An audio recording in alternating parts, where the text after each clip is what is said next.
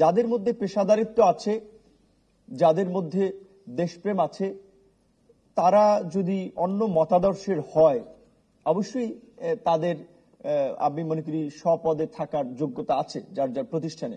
সেখানে অন্যায়ভাবে কাউকে মব জাস্টিসের মাধ্যমে পদত্যাগ করানো, হেনস্থা করা, লাঞ্ছিত করা, এটা করা যাবে না।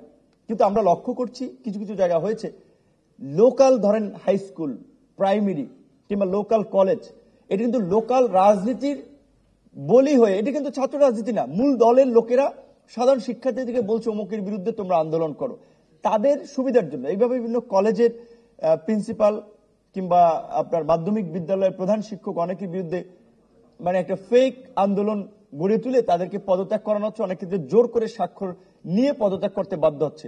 কেন শিক্ষকরাও আবার আপনার অন্যায় চাপের মুখে পদত্যাগ করবে? তাদের ব্যক্তিত্ব আছে না, সে পরিষ্কারভাবে পদত্যাগ করবে না। এবং এই ধরনের ঘটনা ঘটলে সেটিও আমি মনে করি ছাত্রদের পাশাপাশি সকলের সেই বিষয়ে একটা অবস্থান থাকা দরকার। এই অন্যায় সিদ্ধান্তকে সমর্থন আমরা করতে পারি না। সম্প্রতি জাহাঙ্গীরনগর ও ঢাকা বিশ্ববিদ্যালয়ের দুই তরুণের হত্যাকাণ্ডকে আপনি কিভাবে দেখছেন? এটি নিঃসন্দেহে একটি জঘন্য ঘটনা ছিল এবং আমরা আগেই বলেছি যেই আন্দোলনের সূত্রপাত হয়েছে ঢাকা বিশ্ববিদ্যালয় থেকে, এটা তো অবশ্যই আমরা সবাই স্বীকার করি। ঢাকা বিশ্ববিদ্যালয় বাংলাদেশের বিভিন্ন ক্রাইসিসে একটা নেতৃত্বের ভূমিকা রাখে। আর পাশাপাশি আমরা গত কয়েক বছরে দেখেছি যে প্রাইভেট বিশ্ববিদ্যালয়ের শিক্ষার্থীদের বিভিন্ন আন্দোলন সংগ্রামে একটা অসাধারণ নেতৃত্ব এবং ভূমিকা। সেটি যেমন 2015 সালে ভ্যাট বিরোধী আন্দোলনে আমরা দেখেছি, নিরাপদ সড়ক আন্দোলনে দেখেছি, 2018 সালের কোটা সংস্কার আন্দোলনে আমরা দেখেছি।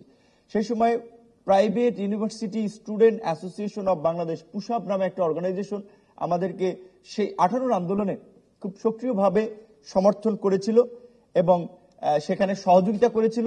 এমনকি পাবলিক বিশ্ববিদ্যালয়ের শিক্ষার্থীরা যখন দাঁড়াতে পারছিল না, প্রাইভেট বিশ্ববিদ্যালয়ের শিক্ষার্থীরা বিভিন্ন জায়গায় দাঁড়িয়েছিল।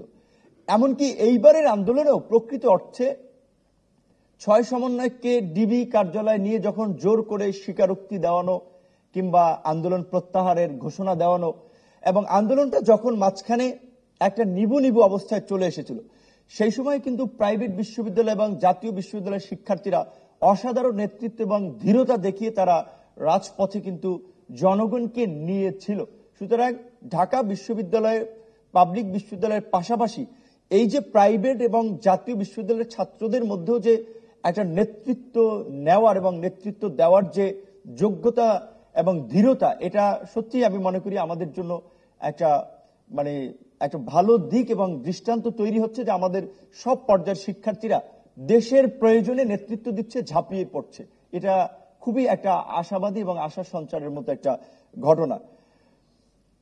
এবং এখানে বলছে যে বিশ্ববিদ্যালয়ের ভিসিকে ছাত্র সমন্বয়কদের সাথে আপনার যে গার্ড অফ অনার দেওয়ার বিষয়টি, দেখেন এই যে বলেছিলাম যে আমাদের এটা একটা দুর্ভাগ্য যে যারাই লঙ্কায় যায় রাবণ হয়, সুযোগ পেলে সবাই নিজেকে জাহির করা কিংবা হিরোইজম ভোগ করতে চায়।